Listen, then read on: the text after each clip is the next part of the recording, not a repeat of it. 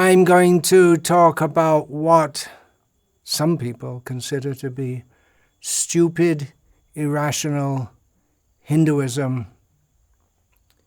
As you will hear if you take the trouble to listen, I do not uphold the position that Hinduism is innately stupid and irrational. No doubt there'll be quite a few comments on this talk. Actually, be a series of talks. But please don't comment without hearing the whole thing. Do justice to the whole topic as I'm presenting it before commenting.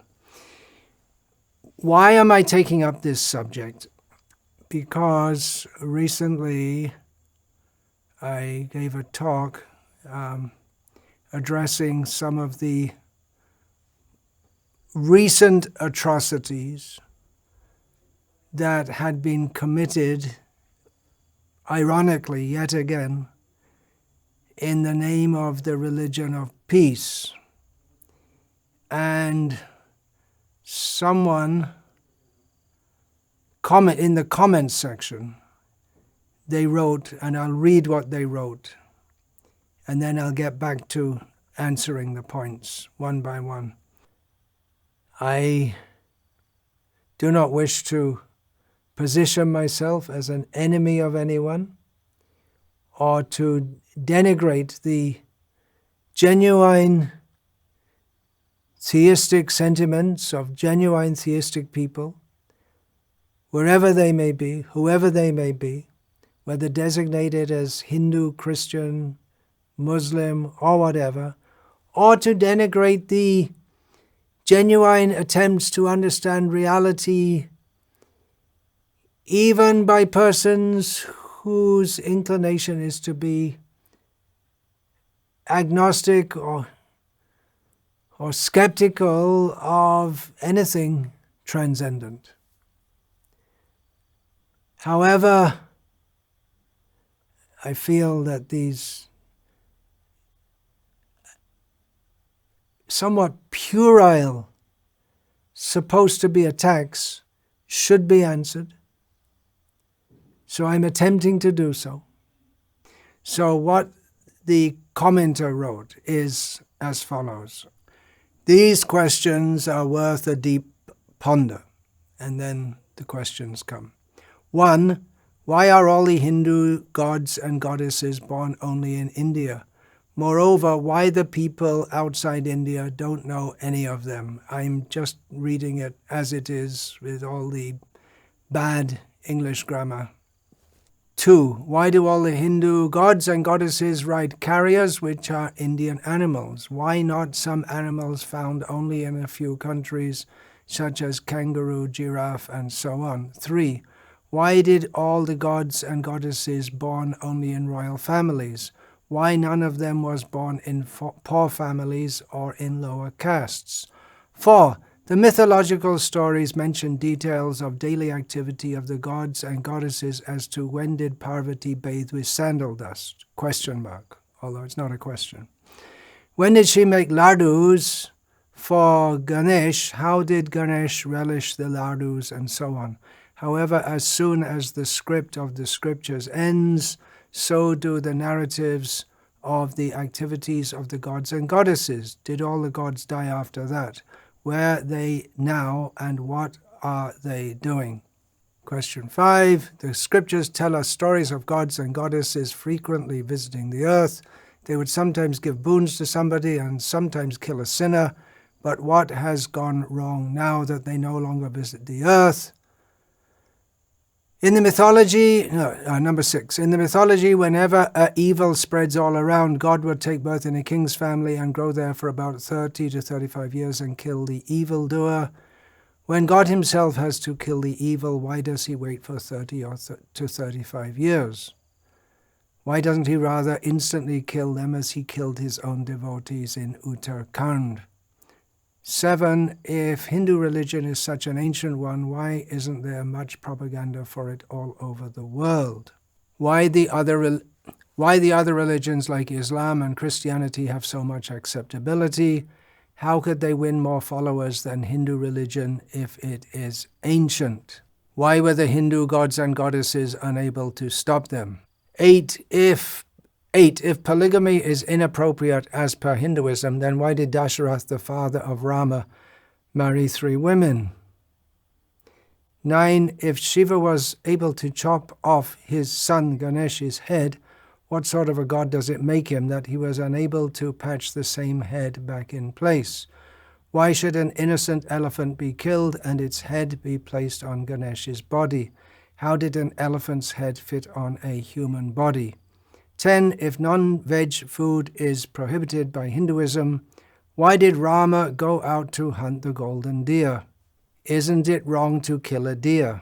11. If Rama is God, how come he didn't know that the nectar pot is hidden in Ravana's tummy? If Ravana's insider did not divulge the secret to Rama, he would never won the war against Ravana. Is this how you expect God to be? 12. You believe Krishna is God too, but how does it befit God to peep at bathing gopikas?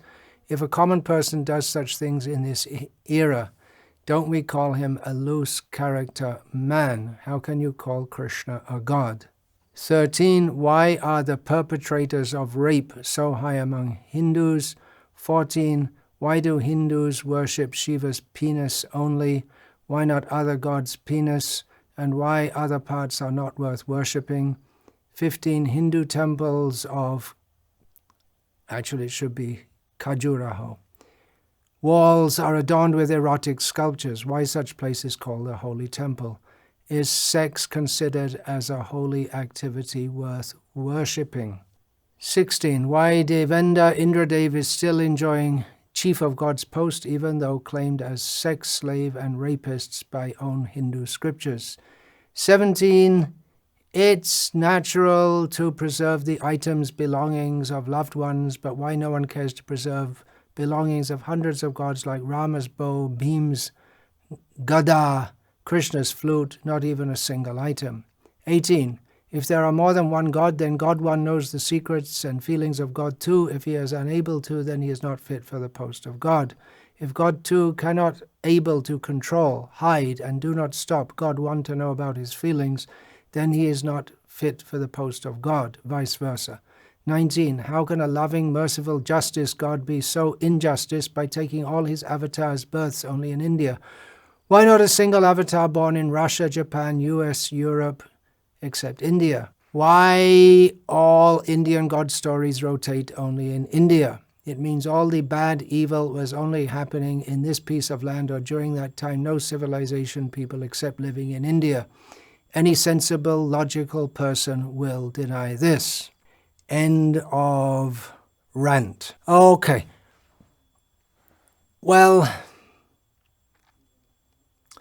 okay, so the underlying message of this comment, which has got nothing to do directly with the topic of the talk I gave, is that Hinduism is stupid and illogical. I'll get back to the 19 points one by one, but first some preliminaries, which may take some time. I'm not an apologist for Hinduism, and I don't much like the word Hindu, actually, because it's not an ancient word in the Shastras.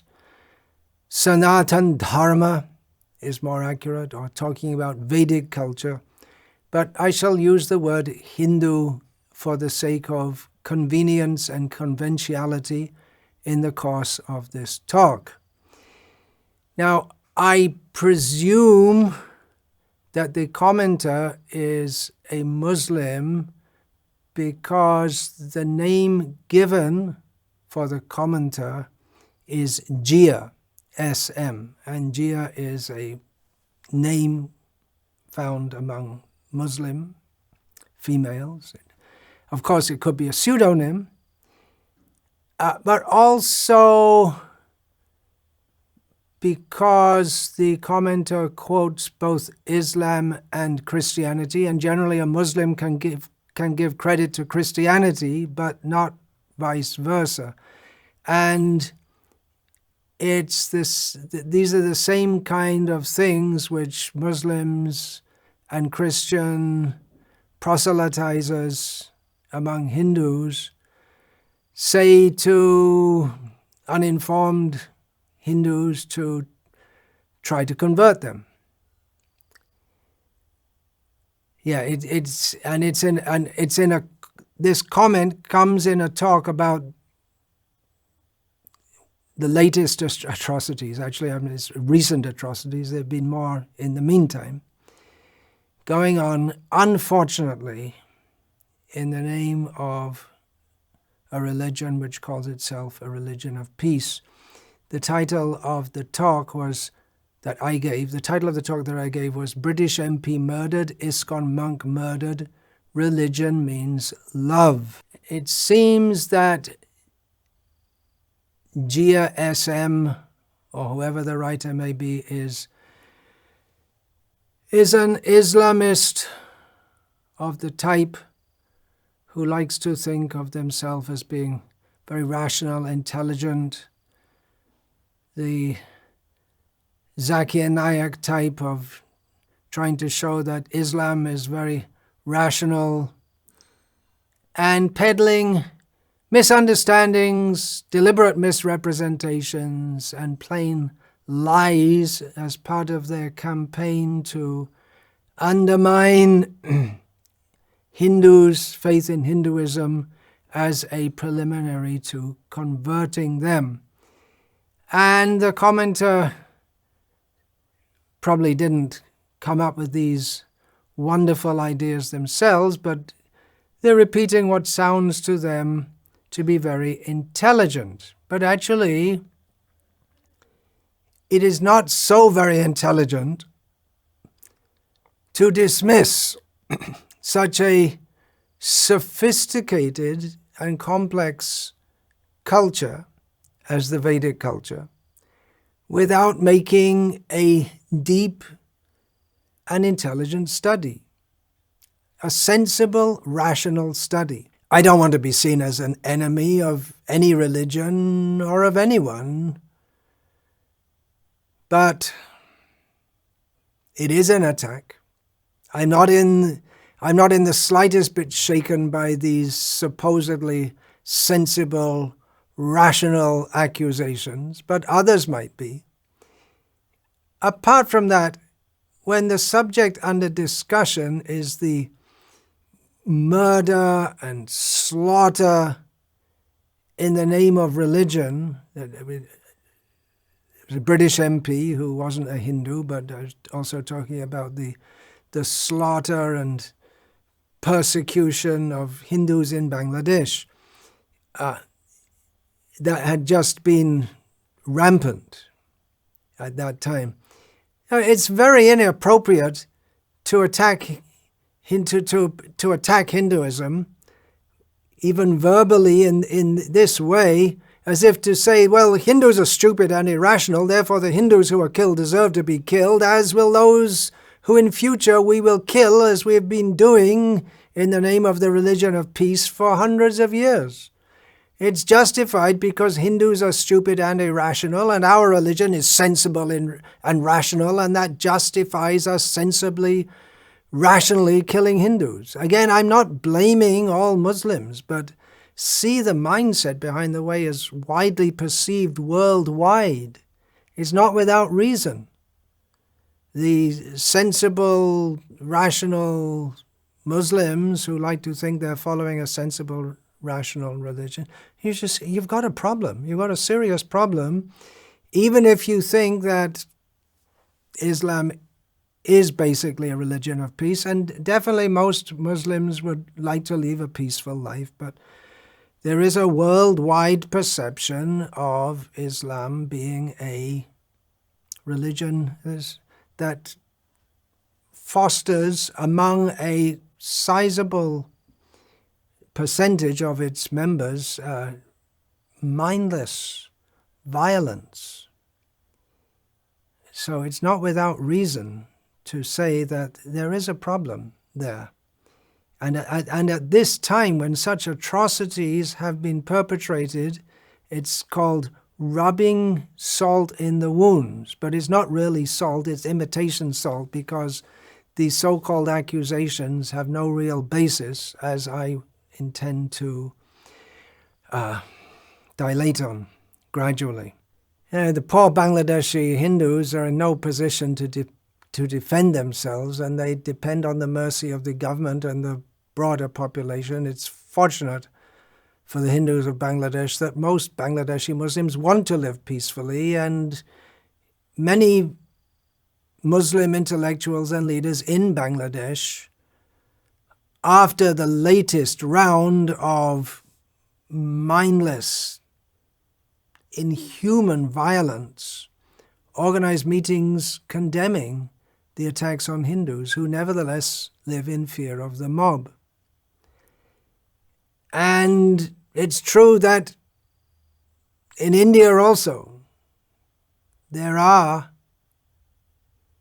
Hindu attacks on Muslims. Now, I really don't want to get into a whole political discussion. I'm better than you, we're better than them.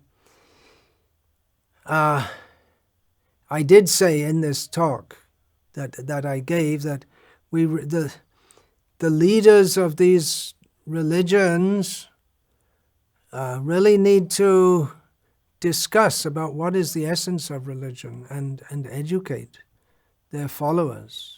The essence of religion is love and not hate. But it was horrible to see that in this talk which I gave that there were quite a few comments. When I was talking about the murders which were going on at that time, there were quite a few comments that were delighting in that, as if it's something very good. Anyway, like I say, I really don't want to get into a whole Hindu versus Muslim thing, because that is not my intention.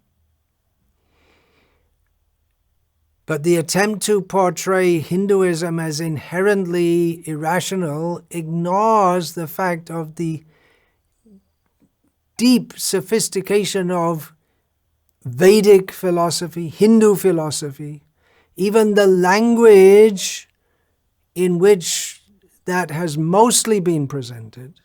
It's mostly been presented traditionally in Sanskrit language, which is extremely sophisticated language. Even in computer science, it's been analyzed that the best language, inherently the best language for computing I'm not talking about computer, I'm not talking about computer languages, but the best spoken language for use in computing is Sanskrit, because it's so systematic. So many things in the ancient Hindu culture, even the so-called Arabic numerals, come from India. They actually derive from India. And the figure 0, which allowed the decimal system, which allows mathematics to work in a sophisticated way, that came from India to the world. Albert Einstein, who you might respect as a sensible, rational person, getting into a bit. All right, I won't get into that. All right. Anyway, he said, we owe a lot to the Indians who taught us how to count, without which no worthwhile scientific discovery could have been made. So it wasn't just that the Hindus knew to count 1 to 10, but they had sophisticated geometry, trigonometry, cosmology. The astronomer Carl Sagan, a famous astronomer, said that the Hindu religion is the only one of the world's great faiths in which the time scales correspond, no doubt by accident, to those of modern scientific cosmology. He says by accident, but why by accident? You can use let's put it another way. Long before Galileo started looking through telescope, long before Western astronomers started looking through telescopes, the Hindu astronomers could predict lunar eclipses, the arrival within vision from this planet of comets, solar eclipses. That means they knew what they were talking about. It wasn't just by chance. They had the astronomy and they had the mathematics. Apart from that, there's so many things. Linguistics. There is a science which used to be called philology. Now it's more commonly called linguistics, which started in the Western world when Western scholars came to India and they saw how there is a science of linguistics developed in India, and then they exported that to the West. They had no idea of systematically studying language. Steel of such a high quality that nowadays no one knows how to produce it was produced in ancient India, and that can be seen because there are artifacts still available. Why can it not be produced now? Well, one reason is that many of the great intelligent people were killed systematically by Muslim invaders. They specifically targeted Brahmanas, who were repositories of all kinds of knowledge. There is a story, there are many stories actually. This is not my propaganda, but it's written in Persian script by invaders of the time. It's still available. How in one place they killed so many Brahmanas, and then they went to the books, their library, and said to the local people, well, tell us what it's all about. And said, we don't know. It's the Brahmanas, they know. Steal dentistry, Ayurveda in general. There's dentistry, cataract surgery, plastic surgery, atomic theory, the spinning wheel, so many things. Knowledge of reincarnation and karma. Actually, if we're going to talk about philosophy and religion, without understanding reincarnation, sorry to say, I don't want to insult anyone, but without understanding reincarnation, you don't understand even the ABC, the 2 + 2 of reality, of religion, of anything. Psychology, Carl Jung, if you know anything at all about Western psychology, well, the most famous figure is, of course, Sigmund Freud. And the next most famous figure in the history of psychology is his one-time student who diverged from Freud and went on a very different path, was Carl Jung, Carl Gustav Jung, who, among many others in his field up to the present day, were much influenced by ancient Indian knowledge. I'm going to read an excerpt from the Encyclopedia of Psychology and Religion. C.G. Jung's dialogue with Eastern religious traditions, spanning almost 50 years, was profoundly influential on the development of analytical psychology, enabling him not only to discover cross-cultural confirmation for his clinical research. That's very important because you can study psychology just presuming that the Western psyche is how humans think, but cross-cultural confirmation for his clinical research. But also Jung extended his own metaphysical concepts based on the assumption that Western consciousness is historically conditioned, is geographically confined, and represents only part of mankind. He argued that Eastern psychology forms the indispensable basis for a critique and objective consideration of Western psychology. Jung's primary interest was in yoga, a general term for him indicating the spiritual development of the personality within the Hindu, Buddhist, and Taoist religious traditions.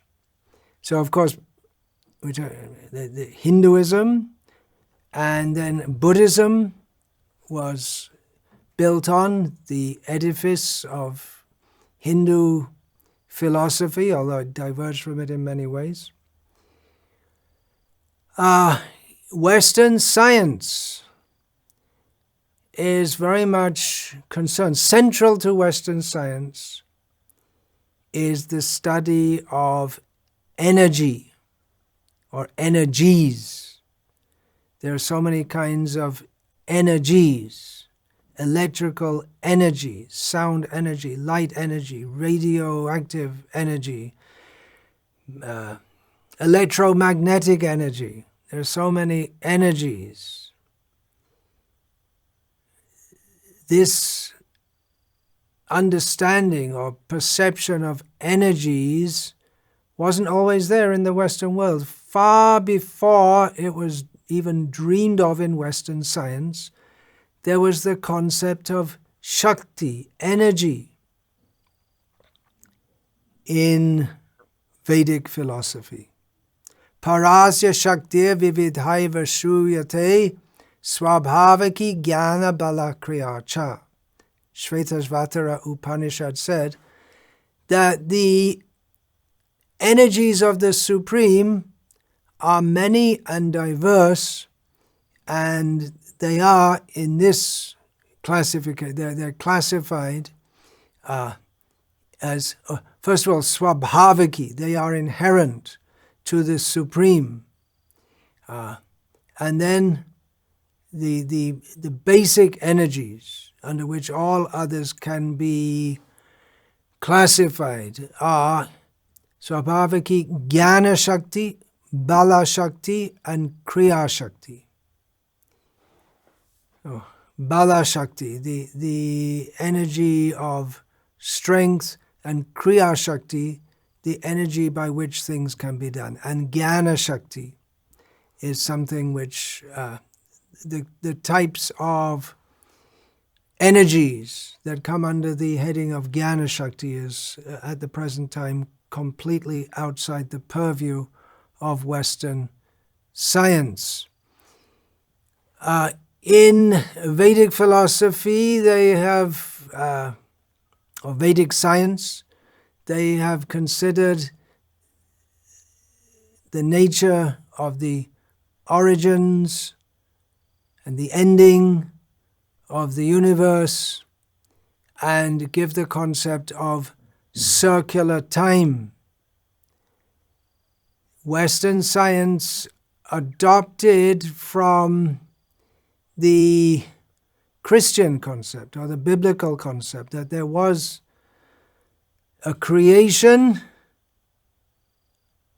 and time just started at that point. But the Hindu cosmology come Puranic history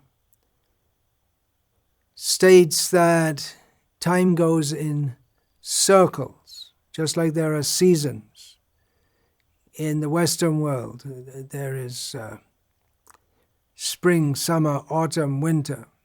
In the part of the world I came from, here in India, we have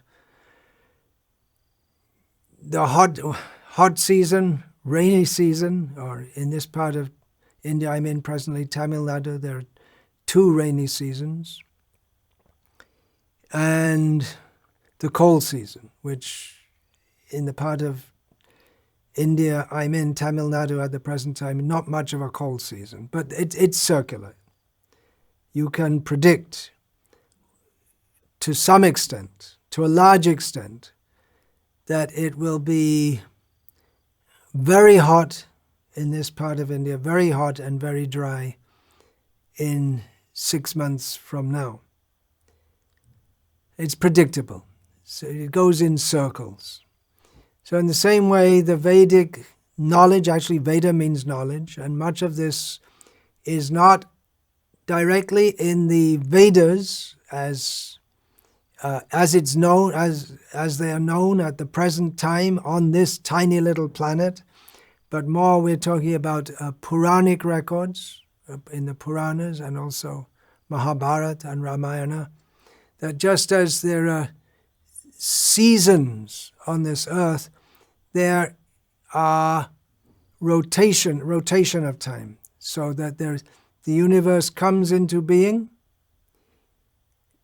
it expands, similar to what Big Bang Theory says, and then it again contracts, and there's nothing. Srishti, Sthiti, Pralay. There's nothing material is manifest, and again at some time, and it goes on like that. And within the time of the existence of the material cosmos, which is a huge time, and the numbers are given, huge numbers, there are periods of time also in which, on a smaller scale, there is creation, maintenance, and destruction. And there are different seasons, you could say. They're called yugas. Satya Yuga, Treta Yuga, Dwapara Yuga, and Kali Yuga. And they have their characteristics, just like spring, summer, autumn, and winter have their characteristics. At the present time, we're in Kali Yuga, which is the characteristic of which is that people live short lives. We find in the Puranic history that people previously used to have very long lives. We find in the biblical record also people living hundreds of years. Still today, there are yogis in India who know the secret of living for a very long time. Then in Kali Yuga, people, they are spiritually very lazy, spiritually very unintelligent, even materially often very unintelligent, animalistic, often violent and nasty. It is a bad time within the cosmic time period. I'll get back to that more later. Now, at the risk of sounding condescending, trying to explain all this to those who have already decided that Hinduism is stupid and irrational and that they themselves are very sensible and rational, it's like trying to explain to school children who are just learning algebra that there is such a thing as the square root of -1, because even before you come to algebra, well, as soon as you come to the concept of negative integers, you have to learn immediately that when you multiply a negative number by another negative number, then you get a plus number. And so there cannot be a square root of -1. But actually, when you go to higher mathematics, you find out that there is a square root of -1, which is absolutely required in solving high-level algebraic and other problems. So if you tell children who have learned that there's a square root of -1, they'll just laugh at you. Yeah, square root of -1. Hey, what an idiot to talk about that. They will be convinced that even to think there can be a square root of -1 is not sensible or rational. And that's true at a certain level, but it's true at a certain level of understanding that you should understand that there is no square root of -1, but at a higher level, this irrationality becomes required to explain certain phenomena within mathematics and within the universe. Those who know and understand the phenomenon of the square root of negative integers know that it does exist, but they also accept that it's not true at another level. It's something like the jump between classical physics and quantum physics, in which classical physics is not denied per se at a certain level. But when you get down to another level, which means especially when you get down to very, very tiny particle physics, and then the particle, well, is it a particle or is it not? And then it becomes subjective, and then rationality goes out. It's irrational. So though irrationality is there in higher level understanding of mathematics, or what would be seen to be irrational, to those who don't understand that simply rationality itself is not enough to explain everything, even materially, what to speak of spiritually. So those who are on the higher level can accept that there isn't a square root of -1. That's true, but it's also not true. It's true in a certain context, depending on the perspective that you are taking. Quite well known here in India is the story of the frog in the well, who thought he knew everything. Dr. Frog was a brilliant scholar, a genuine PhD. He lived at the bottom of the well, and he had no idea of everything beyond the well. Just some little well in some country field, and he lives in a semi-dried up well so he can jump around at the bottom and catch the mosquitoes or whatever jumping around. And he knows everything. He knows the whole geography, history of the well, and he knows that nothing exists beyond the well because no one has ever seen anything beyond the well.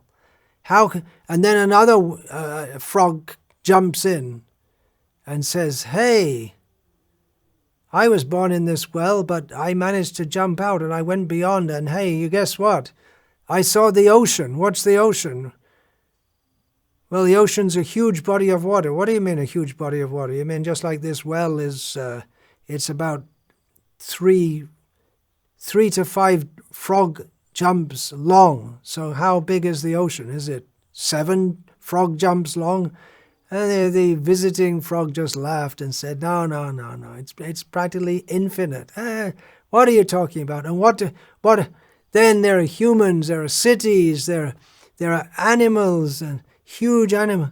And the frog in the well said, "Oh, you're just a fool. You're not sensible. You're not rational. You don't know what you're talking about. You're just crazy. That's all." Another example we can give in this regard. If there is an ant crawling on our body, the ant has no way to understand. Due to his limited senses and intelligence, he has no way to understand that he is crawling on a human body. What is a human? What is human society? He's just too limited. His abilities to perceive and his abilities to process what he perceives, his intelligence, is extremely limited. So here we are on a tiny planet, in a tiny blip of time, with many intelligent people, no doubt, but our ability to perceive and our ability to conceptualize about so many things that we don't know. It's extremely limited.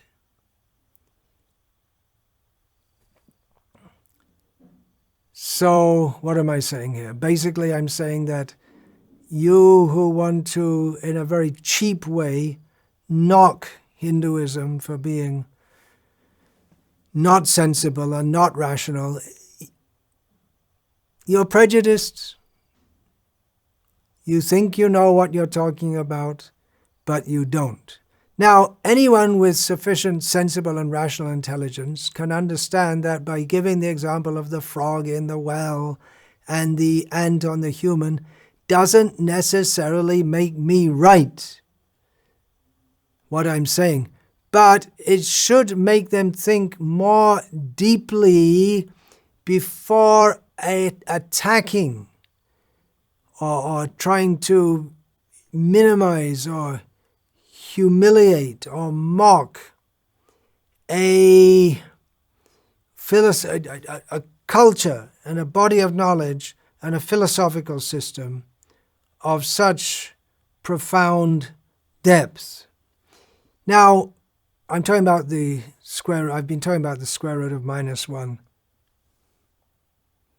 Do I personally understand the phenomenon of the square root of -1? No.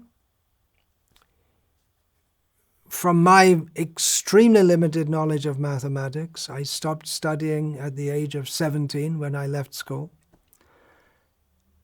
It seems impossible. But it is an accepted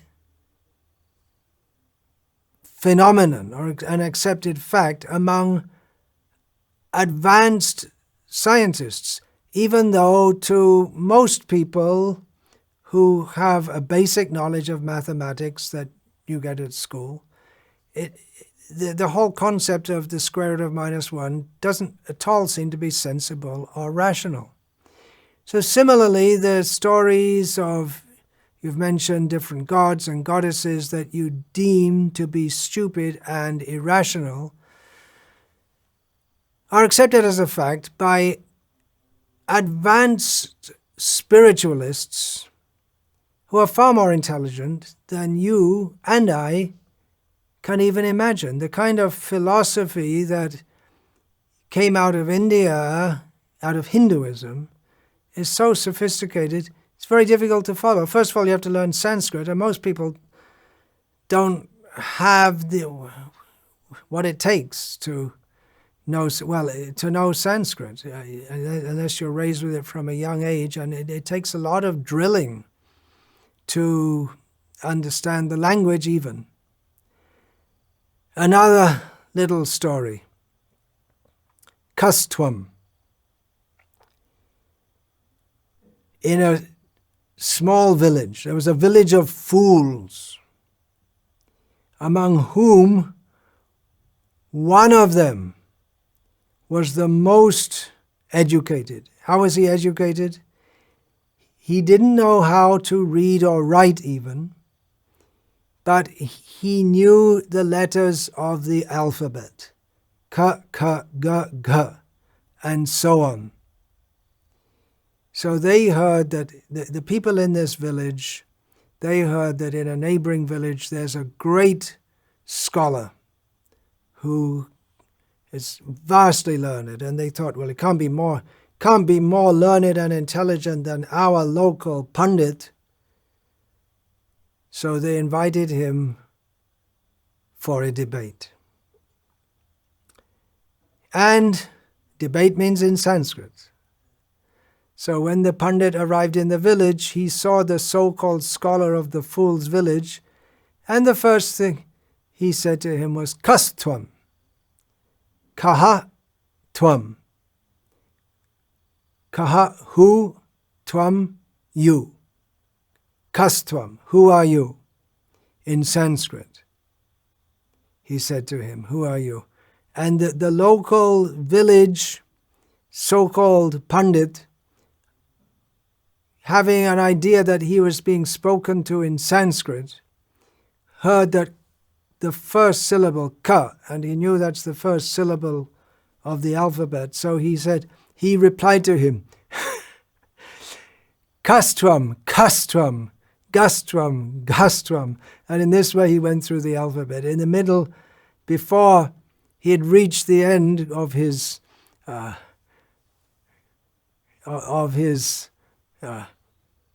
Tastram, Tastram, the actual pundit had turned around and walked away, thinking that what are you going to discuss here? He's such a fool that there's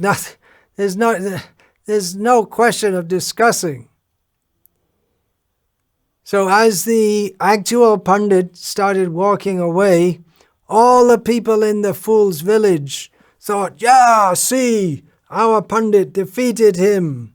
He's got nothing to say. Just after a few seconds of talking with him, this so-called pundit realized that our pundit is such a great scholar that, he can't even talk with him. So the fools thought that because our so-called pundit is so intelligent that the other person doesn't even want to talk with him, that they are victorious. You see, no one can talk with him. There are two kinds of people there are different kinds of people you can't talk with. Some people who are just pig-headed, obstinate, stubborn, unwilling to listen to any reasonable argument. Another kind is someone who's just vastly intellectually superior and knowledgeable. And another kind is someone who's so stupid that he can't even begin to grasp what you're talking about. So what was happening was that the people, their so-called pundit was so stupid, you just can't talk with them. Just like you don't try to hold an intellectual debate with a child who's just learning to talk. But the fools thought, see, he knows so much. He's so great. So in the same way, I wasn't going to even reply to this tirade in the form of supposed to be intelligent questions that came over as points to ponder, due to the dictum, don't talk with a fool because other fools won't know the difference. They'll think that you're a fool. But some people may be a bit misled. The point I'm trying to make here, that Vedic culture is very complex and deep. It's based on a deep understanding that will escape a superficial judgment, and that I'm just giving the example of some of the tremendous intellectual achievements of Vedic civilization before it was destroyed to a large extent by outside forces. Just to give some idea of the depth of the theology underlying the school of Sanatana Dharma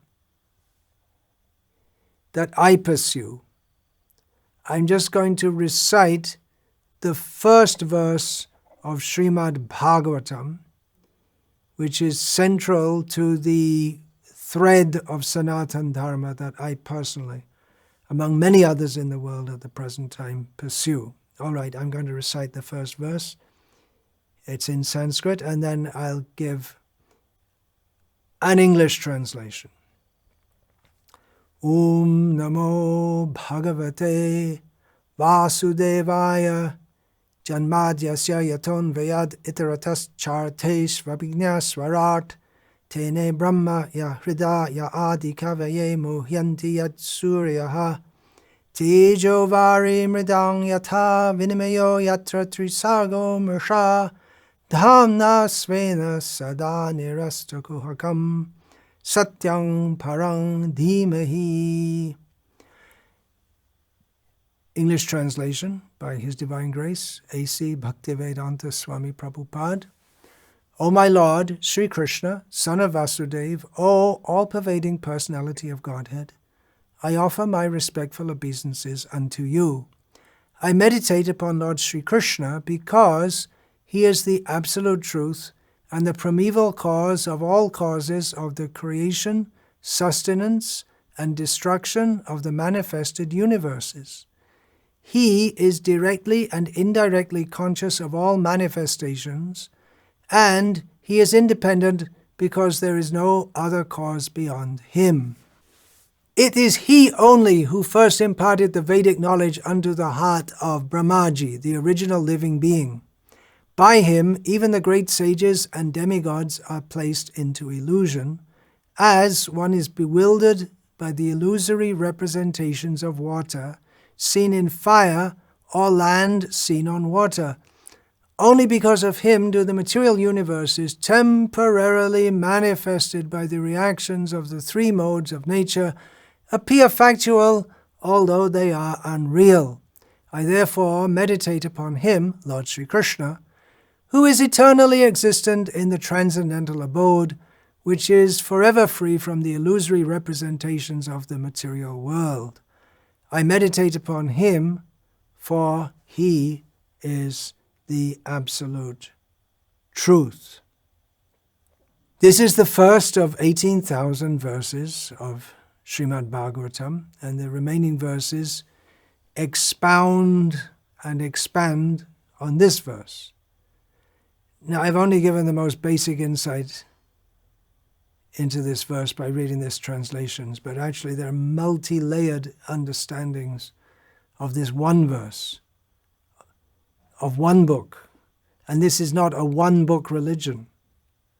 There are many, but Srimad Bhagavatam is Nigamakalpatara Galitam Palam. It is the ripened fruit of the desire tree of Vedic knowledge. It is Sarvaveteti hasanam saram saram hiudahritam. It is the essence of the essence churned out, so to speak, from all the Vedas, Mahabharata, Ramayana, Puranas, and so on. So any sensible, rational person, remember the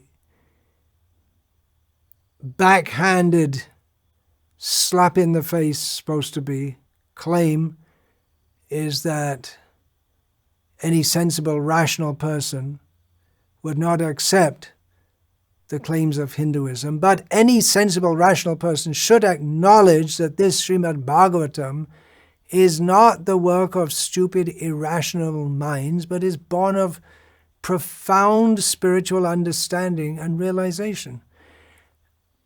Anyone who is a real person of God, whether they're designated as Hindu or non-Hindu, Christian or Muslim, talking about real people of God, beyond the labels and the designations, any real person of God who has a real appreciation of God will appreciate that this verse and its translation, which I've just read, is a very deep appreciation of the nature of God.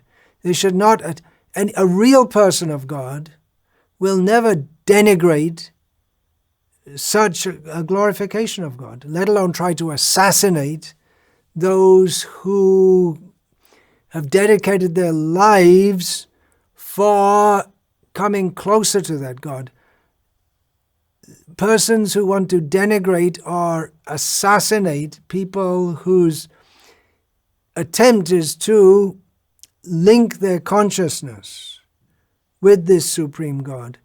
Such people, they may think that I'm doing what our God wants.